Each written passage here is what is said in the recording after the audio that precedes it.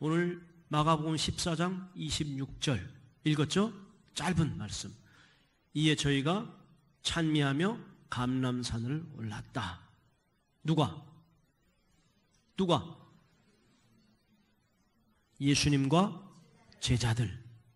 뭐 한 다음에? 그렇습니다. 마지막 만찬 식사를 마치고 감람산을 올라가시고, 잘 아시는 대로 예수님께서 겟세마네 동산에서 기도하시고, 제자들은 졸다가 나중에 뭐 이러저런 쑥 상황이 생기면서 로마 병정이 와서 예수님이 잡아가고, 예수님 그렇게 해서 십자가에 잡히시게 돌아가시게 되는 그 내용의 첫 출발이 되는 목요일 저녁 식사 후에 감람산을 올라가셨는데 뭐하고 올라갔다? 찬미 찬송했다. 예수님과 제자들. 예수님은 생전에 찬송을 많이 하셨어요. 성경에 자세하게는 나와 있지 않지만 이것은 제가 드리는 말씀이 아니라, 예를 들어서 마태복음 21장 16절 말씀, 그냥 메모하시는 분들은 간단히 시간이 없어서 다 찾진 않을게요. 제가 읽어만 드릴게요. 마태복음 21장 16절 말씀. 예수께서 가라사대 어린아이와 젖먹이들의 입에서 나오는 찬미를 온전케 하셨나이다 함을 너희가 읽어본 일이 없느냐. 이것은 시편 8편 2편을 너희들이 읽어보았지? 이렇게 묻는 겁니다. 젖먹이의 입으로 말미암아 권능을 세우심이며 이는 원수와 보수자로 잠잠케 하시니라. 이게 시편 말씀인데 이 말씀 읽어보았지? 라고 제자들께 묻는 말씀입니다. 바리새인들에게 묻는 내용이었습니다. 자, 마태복음 21장 42절 주님이 말씀하십니다. 21장 42절. 예수께서 가라사대 너희가 성경의 건축자의 버린 돌이 모퉁이의 머릿돌 되었나니 이것은 주로 말미암아 된 것이요 우리 눈에 기이하도다 함을 읽어본 일이 독서해보지 않았느냐. 뭘? 시편 118편 22절 말씀. 건축자의 버린 돌이 진모퉁이의 머릿돌이 되었나니 이는 여호와의 행하신 것이요 우리 눈에 기이한 바로다라는 시편 118편 22절을 너희들이 읽어보았지? 라고 묻습니다. 예수님께서.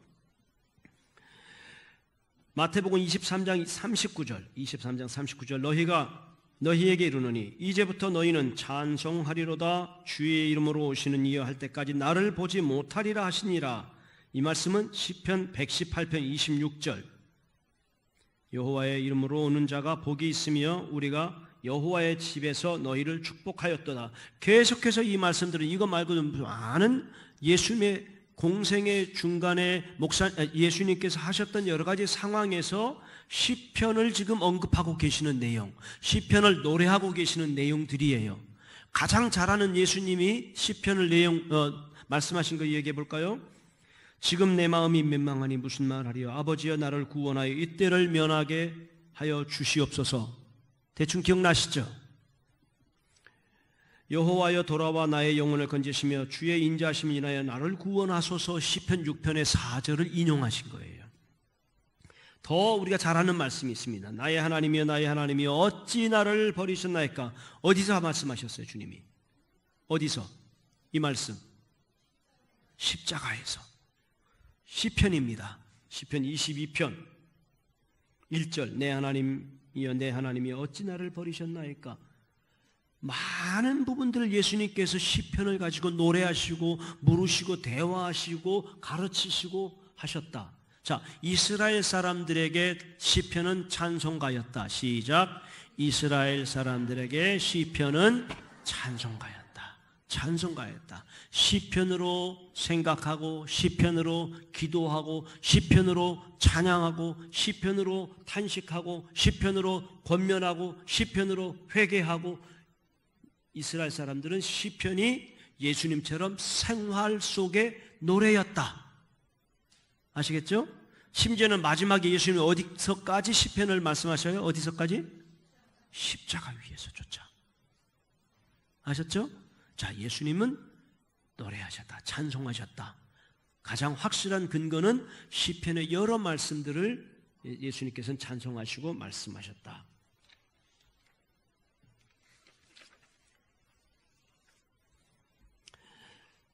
예수님께서 제자들과 마가복음 14장 26절에서 감람산 올라가시면서 하셨던 찬송은 시편 118편, 118편. 정확하게는 113에서 118까지. 113에서 118까지는 유대인들이 유월절 절기에 불렀던 노래예요.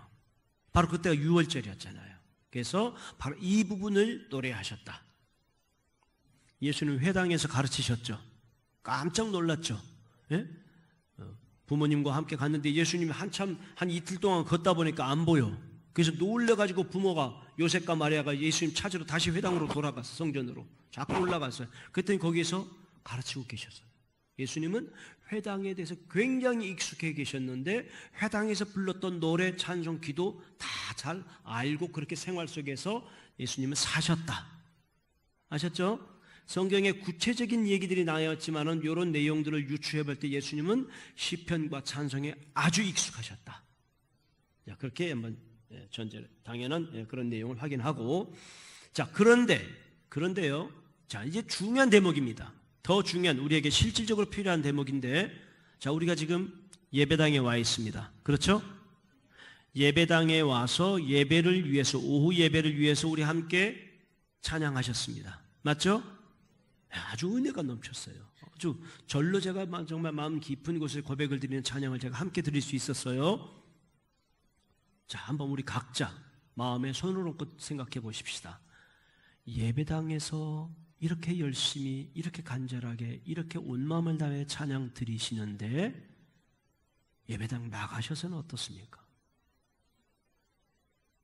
내 마음에 끊어지지 않는 솟아나오는 찬송이 있으십니까? 아멘.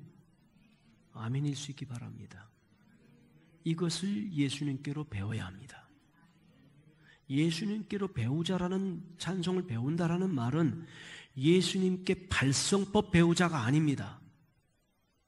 최 교수에게 성악 전공자, 성악가니까 최 교수에게 노래하는 법 배우자가 아닙니다. 예수님께 찬송을 배운다는 것은 예수님이 삶에서 어떻게 찬송의 삶을 사셨는가를 배우자는 것입니다. 이것이 성경이 가르치는 찬양, 찬송의 본질입니다. 할렐루야. 할렐루야. 이것이 은혜입니다. 다시 설명합니다. 최 교수 지금 여기서 여러분들에게 원하시면 제가 높은 고음으로 멋진 테너의 음성을 들려드릴 수 있습니다. 아, 잘한다. 놀라서 박수 치시겠죠? 감동이다. 그러나 그것은 은혜가 아닐 수 있습니다. 그냥 감동, 멋진 소리. 그것이 찬양의 본질이 아니라 성경은 예수님의 생활의 모습, 삶에서의 찬송을 우리에게 본질로 가르쳐 주신다는 거예요. 그런데 제가 오랫동안 반성하고 부끄럽고 정말 회개했던 부분은 그거 모르고 노래 잘하는 걸로 교회에서 행세하는 것, 이게 찬송의 전부라고 생각했던 말이에요. 근데 평안교회는 그렇지 않는 것 같아서 감사해요. 당황스럽습니다. 아멘이 없어서. 공감하십니까? 무슨 말씀인지. 자, 예수님께서 생각해 보세요. 예수님이 예배당에서 찬미하고 다니셨다는 것을 구체적으로 언급이 없는데 마가복음 14장 26절은 글쎄 길 가면서 찬송하셨단 말이에요. 길 가면서. 예수님은 아셨어요. 당신에게 고난이 닥쳐오실 줄. 어려운 시간이 다가오신다는 걸 알고 계셨어요. 그런데 예수님은 제자들과 함께 찬송을 하시고 올라가셨어요. 자, 여러분 생각해 보십시다. 아이 때문에 오늘 속이 뒤집어졌네, 엄마가. 찬송 쉽게 나오십니까? 아니면 조금 있으면 내일 당장에 내가 지금 600만 원 빚을 안 갚으면 큰일 나게 생겼어요. 오늘 찬송이 나오십니까? 자, 그런 환경에서 예수님 고난을 앞두시고 제자들과 찬송하셨다. 그 가르침이에요. 더 우리가 잘 아는 얘기. 사도행전 16장 25절 말씀. 누구와 누구의 찬양? 바울과 실라의 어디에서? 감옥에서. 어쩌다가? 전도하다가 붙잡혀서 오해받고 어떻게 됐어요? 우리 흔히 하는 말로 피 터지게 얻어 터지고 피 터지게 얻어 터지고 전도하다가 나쁜 짓 하다가 얻어 맞으면 그거는 그럴 수 있죠. 주의 복음 전하다가 세상에 하나님이 계시는 거예요. 지금 하나님 지금 어디서 무슨 이거 말이 안 나와. 나에게 이럴 수가 있어요? 나를 이렇게 하나님께서 인도하시고 내가 정말 순종하며 이 길을 따라가고 주의 복음을 위해서 정말 목숨 바치다시 이렇게 말씀을 전하고 있는데 나에게 이럴 수가 있습니까? 감옥에 갇혔는데 예를 들어서요. 그 감옥에 지하의 깊은 깜깜한 곳으로 데리고 가더니 팍 밀어쳐서 온몸은 피투성이가 돼서 욱신거리고 정신을 차릴 수가 없어요. 고통이, 통증에. 잠깐 주위 환경에 익숙해져서 이렇게 둘러보니까 세상에 언제 죽었는지 모를 시신 두어 구가 옆에 누워있는 것. 우글우글거리는 벌레들이 기어다니고 있는 것. 이건 제가 지어낸 얘기니까 이해하고 들어주세요. 그런 상황일 수 있었다. 에? 그런 상황.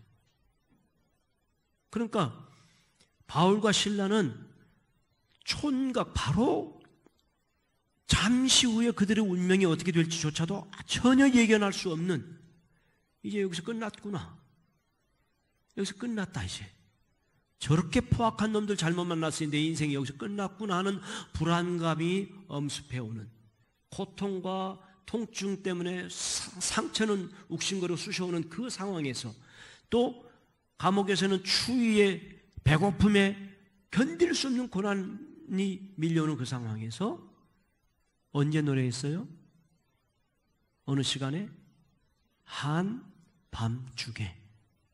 한밤중에 그 뜻은 더 이상의 바라볼 소망이 없는, 더 이상 의지할 데가 없는, 더 이상 아무런 자신들을 도와줄 바가 없는 그 시간에 찬미하고 기도하였다 해요. 여러분, 성경을 너무 가볍게 내 마음대로 읽으시면 안 됩니다. 아무런 그들은 바라는 바가 없었고 그저 그 시간에 주님을 예배하는 것이 그들의 생명과도 같이 소중한 일이었기 때문에, 이 시간 내 목숨이 끊어져도 주님을 예배하고 싶은 그들의 마음의 간절함 때문에, 성경에 그렇게 나온 거 보니까 그들은 그 시간에 기도하면 지진이 일어날 거야 알고 하는 찬송이 아니었고, 더 이상 소망이 없는데 찬송하고 기도했다는 거예요. 이것이 우리에게 성경이 가르쳐 주시는, 예수님의 생활 찬송에 가르쳐 주시는, 바울과 실라가 예배당이 아닌, 예배 시간이 아닌 생활 속에서 어떠한 상황과 형편에서도 만나는 그곳에서 아버지를 예배하고 경배하고 찬양했던 그들의 찬송을 주님은 외면하시지 않고 응답하신 능력의 사건이 그 사건이에요. 다 잘 아시는 얘기죠. 그것을 우리는 바울이니까, 신라니까 그냥 그렇게 됐겠지. 아니요, 내게도 일어날 일이라는 거예요. 나에게도 주님은 그렇게 역사하시고 반응하시고 살펴보신다는 거예요. 이거 배우지 않고 우리가 노래 잘해서 뭐합니까? 이거 삶에서 내가 경험하지 못하고 이 은혜를 내가 경험하지 못하고 노래 잘하는 게 무슨 의미 있겠습니까? 아멘? 그거 늦게 알았다니까. 자, 그래서 성경이에요. 마리아, 예수님의 어머니, 잘 아세요. 긴 얘기할 필요도 없습니다. 결혼도 안 한 처녀가 잉태를 해요? 아기를 낳아요? 돌 맞아 죽어요. 율법에는 돌 맞아 죽어요.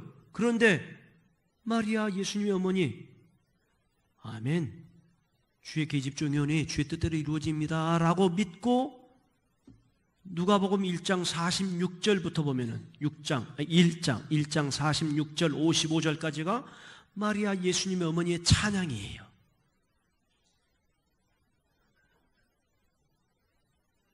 메모하고 계시죠? 마음으로.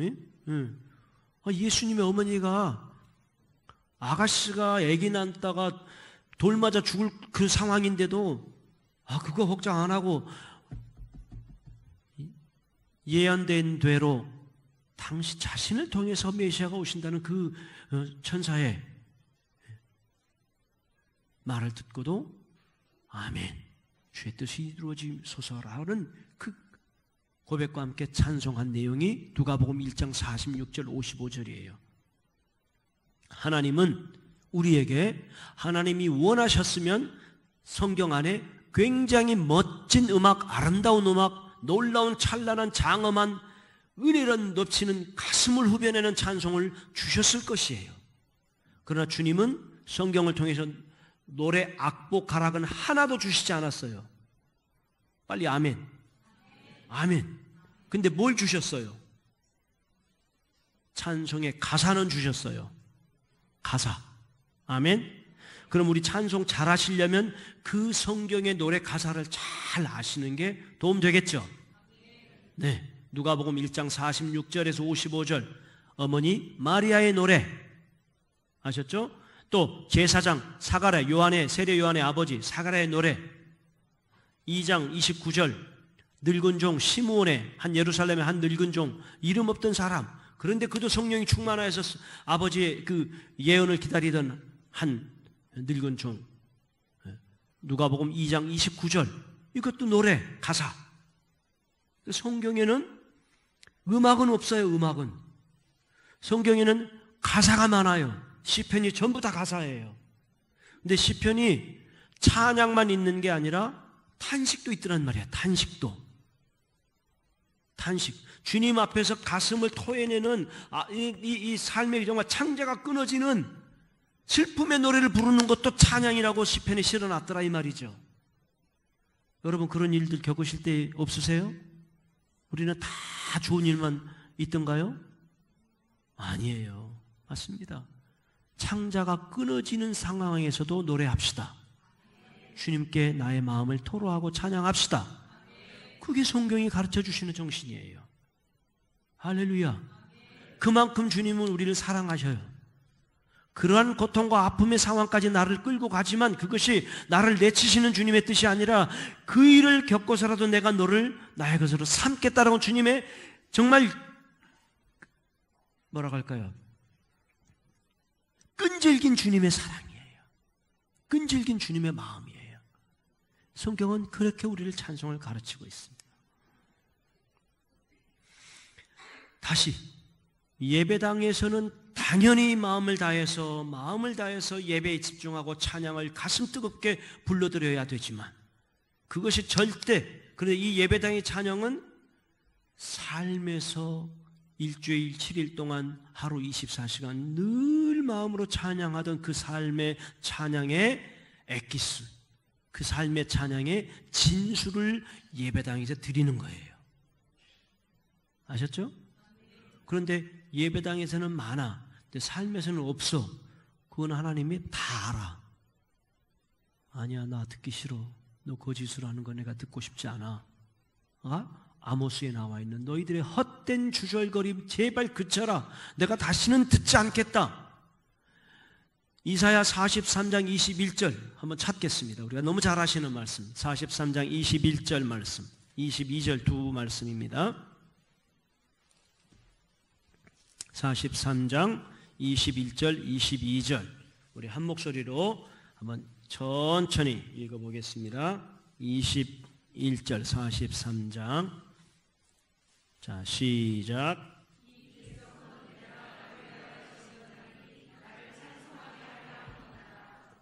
22절 시작.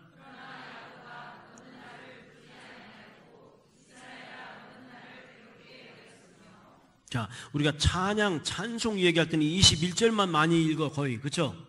예, 21절. 내 백성은 내가 나를 위하여 찬송케 하기 위하여 지었다. 자, 우리가 지어진 목적이 뭐라고요? 주님을 찬양하기 위해서. 21절만 끊어. 22절 꼭 봐야 돼요. 22절 시작. 그러나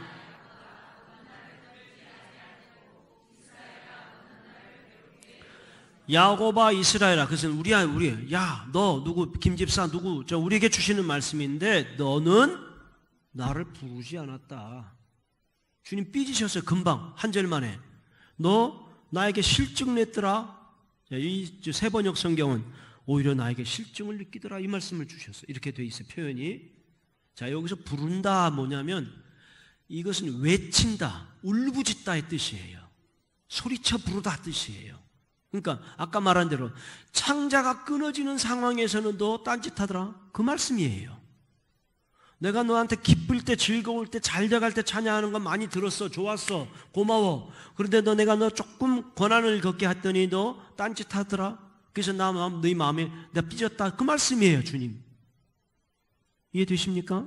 바울과 실라처럼 옥중에서 죽어가는, 단 하룻밤 지난 아침에 자기가 참수당할 수도 있는 그 상황에 불안한 삶에서도 찬양을 했던 바울과 실라와 같은 모습이 아니라 조금 속상하다고, 조금 내 옆에 있는 모 집사가 내 마음에 안 들게 한다고, 조금 부인이 조금 그 속을 긁는다고 예배당도 안 가고 주일도 예배도 안 가고 그저 너 마음대로 그냥 해버리더라. 지금 그 얘기예요. 22절 말씀, 그 말씀이에요.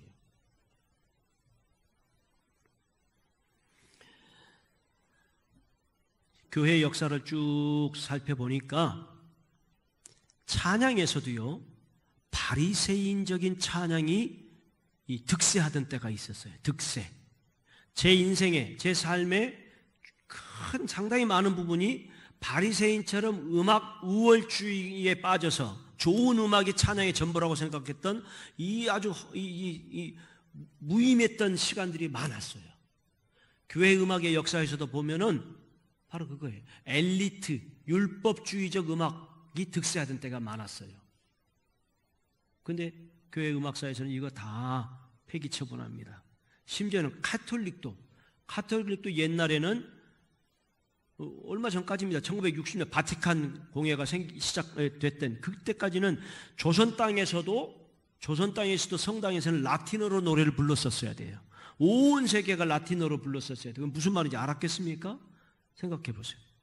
근데 그 이후로 자기 나라 말로 노래할 수 있었던 거예요. 그러니까는 전 세계 가톨릭 교회도 그런 정말 잘못된 시각으로 하고 있었던 찬송이 득세하고 있었던 때가 있었단 말이죠.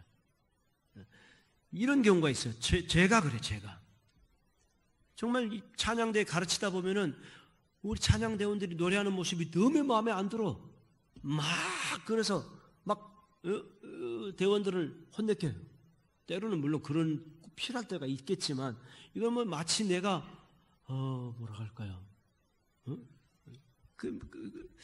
음악이 마음 중심의 주님을 향한 정말 이 삶의 고백을 드리는, 하나님과의 그 깊은 관계, 예배자로서의 찬양을 드리는 그 어떤 중심보다는 음악을 좋은 음악 만들기 위해서 예배의 정신을 잊어버리는 그러한 잘못을 범할 때가 제가 많았었단 말이에요. 율법주의적인 찬양이었어요. 바리새적인 찬양을 제가 강조했었단 말이에요. 이해되십니까? 네. 할 얘기가 무수히 많지만 쭉 지나가서 얘기를 좀 정리해드리면, 예수님께서는 십자가에서도 그 오해를 받고 그 비난고 조소를 받고 침뱉음을 받고 그렇게 억울하게, 당신이 하나님이신데, 그리고 당신의 몸을 바쳐서 이 사람 인생들을 구원하시기 위해서 이 땅에 오신 그 주님을 그렇게 몰아세우면서 주님을 십자가에 매달았던 그 고통의 순간, 인간으로서, 육신을 가진 인간으로서, 우리가 하나님이신가, 육신은 주님께서, 우리가 겪은 마음의 어떤 그 불안감, 두려움, 우리의 그 고통, 아픔, 이런 것이 주님은 없으셨겠지, 그렇게 생각하는 건 잘못이에요. 육신이 똑같은 육신이고 똑같은 성정을 가지신 분이셨단 말이에요. 근데 십자가에서 목숨이 경각에 끊어지는 그 상황에서도 나의 하나님 어찌하여 나를 버리시나이까, 이 주님 시편의 말씀을 인용하셨단 말이에요. 십자가에서 주님이 돌아가시면서 그 나의 하나님 하셨을 때 어떤 목소리였을까요? 목소리. 잠 깨시라고. 예수님 십자가에서 조금 있으면 숨이 끊어질 텐데, 나의 하나님 어찌하여, 이 대목에서 웃어줘야 제가 편할 텐데, 나를 버리시나이까. 이렇게 멋진 목소리를 하시다가 탁 돌아가셨다. 얼마나 어리석은 생각입니까? 그렇죠? 목소리는 하나도 중요하지 않아요. 우리 영화 중에서 막 보셨죠? 패션 오브 크라이스트. 이상한 괴성 비슷한 울부짖음 같은 소리로 주님은 그게 찬양이었단 말이에요. 그게 찬양이었어요. 그게 찬양이었어요. 주님과의 관계. 주님, 포도나무에 포도나무. 꼭 접붙여 있는 것. 내가 삶에서 만나는 많은 순간순간이 나를 주님으로부터 떨어지게 만들고 끊어버리게 하는 많은 일들이 다가와도 죽으면 죽었지, 죽으면 죽으리라. 내가 주님과 붙들고 주님 안에 거하리라. 주는 내 안에, 나는 주 안에. 이 고백과 이 현실, 이 상황을 버리지 포기하지 않는 것. 이게 찬양이라는 거예요. 이게 찬양이라는 거예요. 그렇게 생각하고 찬송가를 봤더니 놀랍게도 찬송가에 많은 찬송들이 그런 노래들이더라고요. 96장 한번 볼까요? 우리 키보드 건반하시는 분 혹시 준비해 주시면 감사하겠습니다. 96장.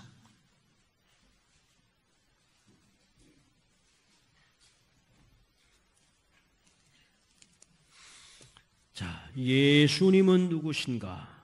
우는 자의 위로와 없는 자의 풍성이며 천한 자의 높음과 잡힌 자의 노임되고 우리의 기쁨 대신에. 2절 읽어볼까요? 시작.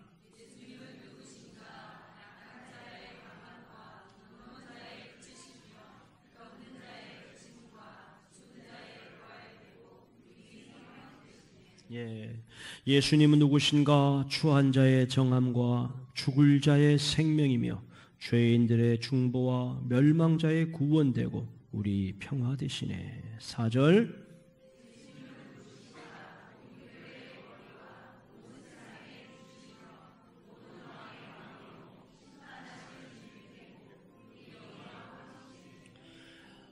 이 찬송을 쓴 사람은 민로아라는 사람이에요. 민로아.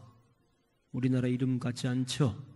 프레드릭 밀러라는 북장로교 출신의 선교사예요. 필라델피아에서 의사의 아들로 태어나서 약관 26의 나이와 갓 결혼한 아내를 데리고 조선 땅으로 입국합니다.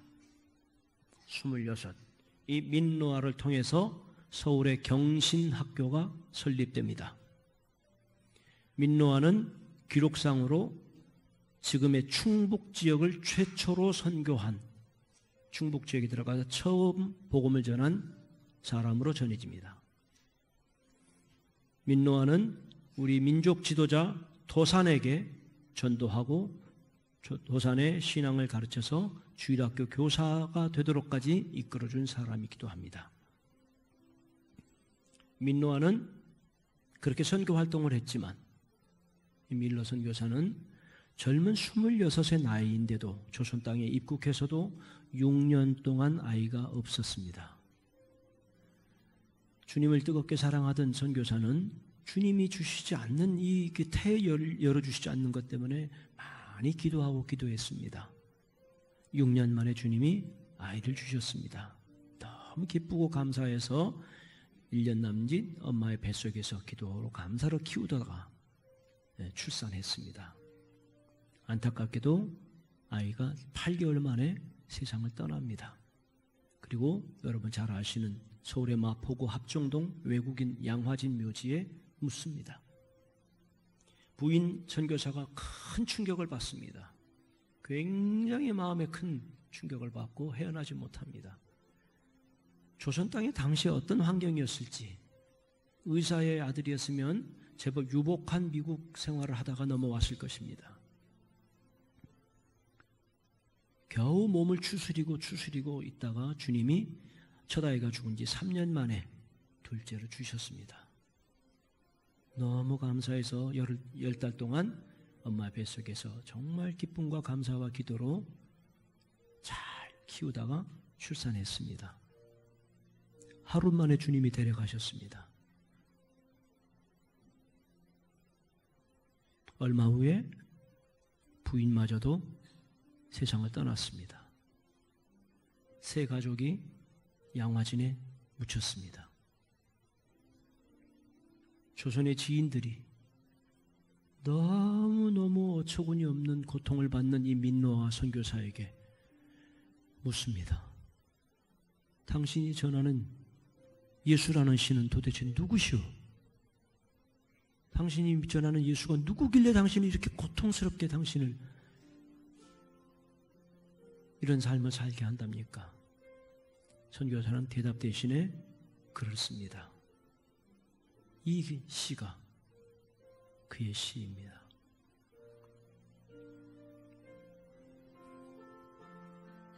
가사의 내용을 하나씩 음미하시면서 찬송하겠습니다. 조금 천천히 하겠습니다. 예수님은 누구신가? 우는 자의 위로와 없는 자의 풍성이며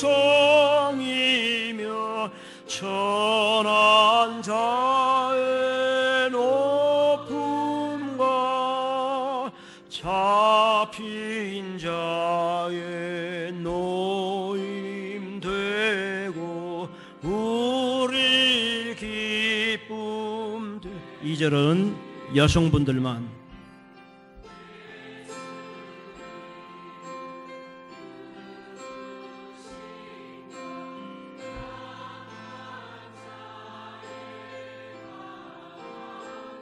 눈먼 자의 빛이시며 병든 자의 고침과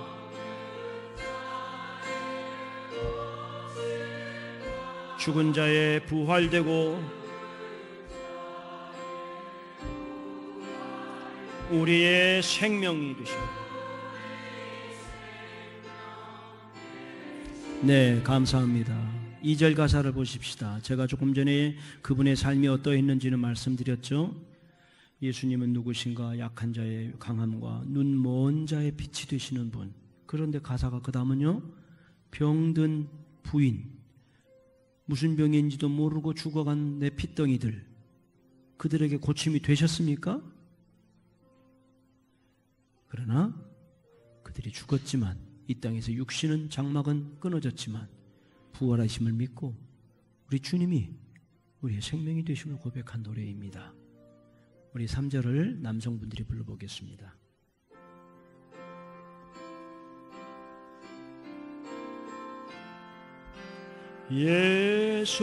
예수님은 누구신가? 추한 자의 정함과 죽을 자의 생명이며 죄인들의 중보와 멸망자의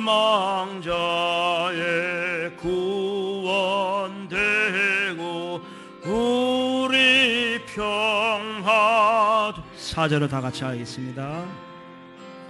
예수님은 누구신가? 온 교회의 머리와 온 세상의 구주시며 모든 왕의 왕이요 심판하실 주님 되고 별의 영광. 4절 다시 합니다. 4절 예수님은 누구신가? 예수님은 누구? 온 교회의 머리, 온 세상의 구주, 온 세상의 구주, 모든 왕의 왕, 은 왕의 왕이여 심판주님, 심판하실 주님 되고 우리 영광 되시는. 아멘. 1905년에 이 찬송을 썼습니다. 추측하기는 1902년경, 3년경 부인마저 그의 곁을 떠났지만 그가 남긴 찬송은 이 외에도 우리 찬송가에 5곡이나 실려 있습니다. 그리고 451장을 펴보기만 하겠습니다. 451장을 보시면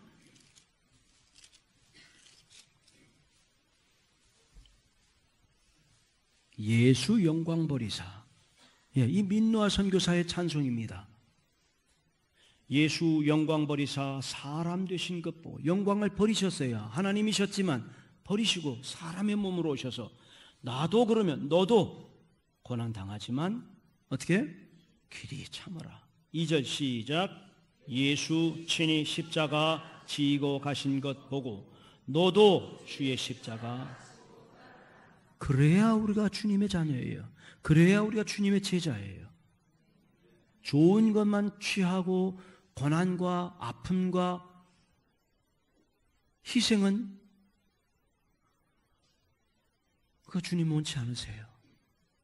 민누아는 그렇게 사시고 우리에게 이 가르침을 주시는 이 찬송을 남기셨어요. 3절 볼까요? 시작.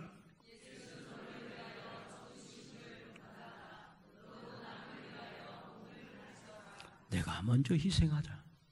내가 먼저 겸손하고 내가 먼저 손 내밀자. 내가 먼저 더 어려운 일, 남들이 싫어하는 일, 그 일 내가 먼저 희생하자. 주님 그렇게 사셨다. 주님이 우리의 찬송이시라니까요. 주님이 우리의 완전한 멘토이시라니까요.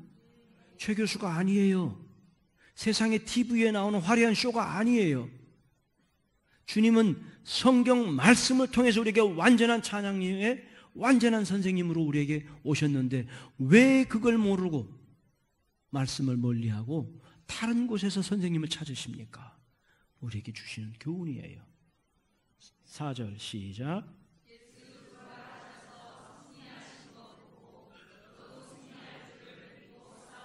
그러나 그냥 우리가 그저 손해만 보는 거 아닙니다. 약속을 붙잡으십시다. 너도 부활하리라. 5절 예수 승천하셔서 영광 받으심 보고 너도 영광 받을 줄. 네, 이게 우리의 믿음이에요. 6절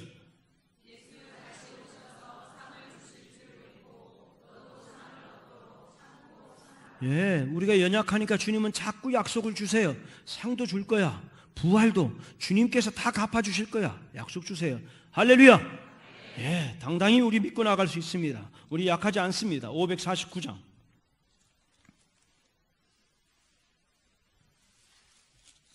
오늘과 같은 시간을 별미를 먹었다 이렇게 말씀할 수 있는 걸까요? 잘 못 알아들으셨나요? 오늘과 같은 시간을 별미다. 조금 길어도. 자, 보세요. 549장 우리 너무 잘 알아요. 그렇죠? 자, 같이 시작. 내 주여 뜻대로 행하시옵소서. 온 몸과 영혼을 다 주께 드리니 이 세상 고락. 자, 여기서 고락, 음절에 맞추다 보니까 고락 그랬지만 요거 항상 여러분 찬송 부르실 때마다 고락, 그러니까 락은 생각 안 해도 항상 우리에게 있어요. 내 마음에 고자 높이지 마세요. 잃지 마세요. 아픔 때, 힘들 때 놓치지 마세요. 이 고자의 왕별표 3개, 애들 말로 수능 기출문제 동그라미 3개, 이거 잊어버리시면 안 돼. 그렇죠? 2절 시작.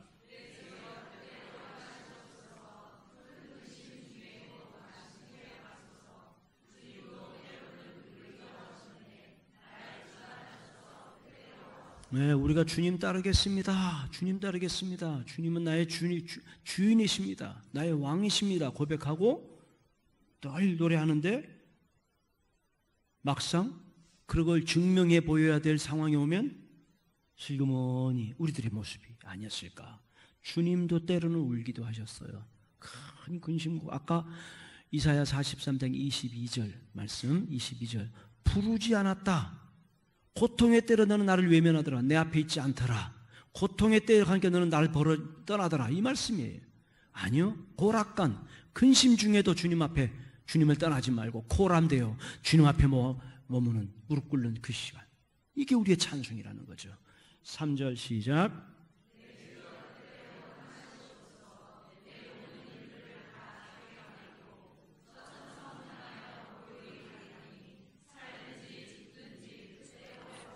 우리 시체 세상 말로 내공이에요.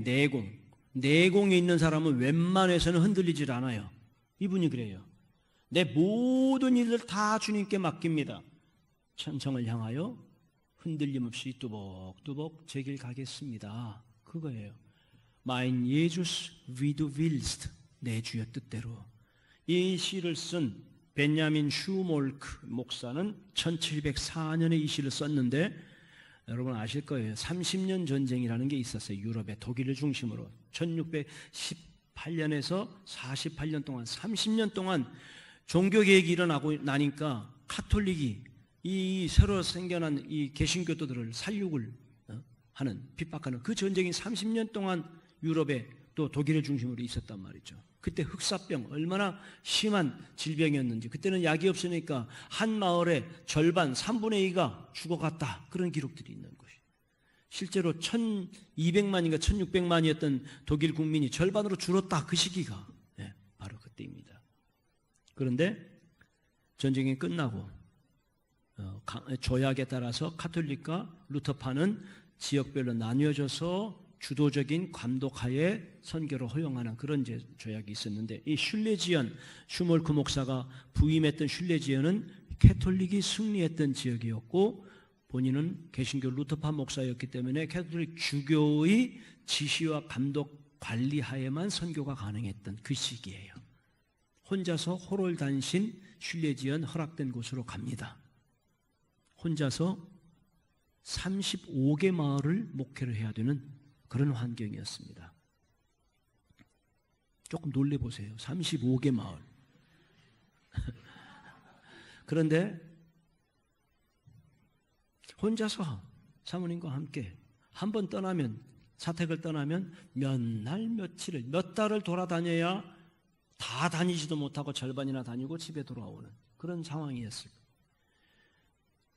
지금처럼 차가 좋으니까 잔뜩 먹을 거 싣고, 이부자리 잘 싣고, 옷도 든든하게 챙겨서 싣고 가다가 적당한 곳에서 캠핑하듯이 차 세우고 밥 해 먹고, 이게 아니고 겨우 나귀 한 마리 정도 짐 싣고 가다가 한 대잠 자고, 추우면 둘이 부둥켜 안고 그 추위를 이겨내고, 어느 집에 가서 먹을 것 빵 한 조각 주면 겨우 얻어먹고 허기진 배로 웅크러지고, 배불려야 되니까 찬물이라도 흘러가는 시냇물 떠먹고, 그렇게 다녀야 했던 그런 목회 실정이었다.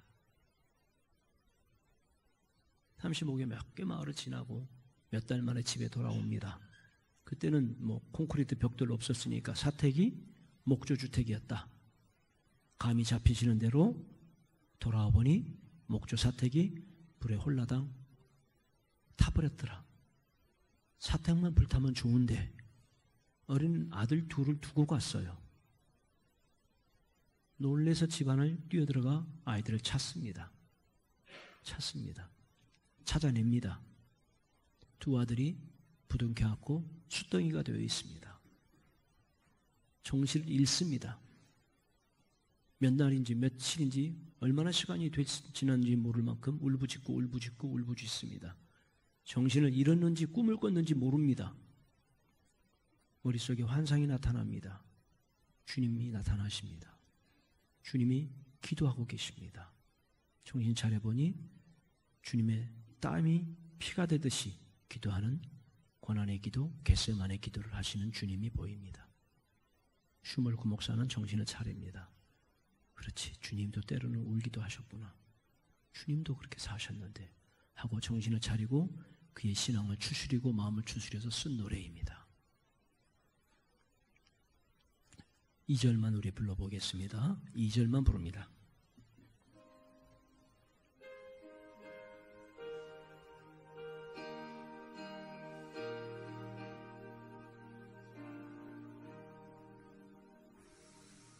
내 주여 뜻대로 행하시옵소서. 근심 중에도 낙심케 마소서. 주님도 때로는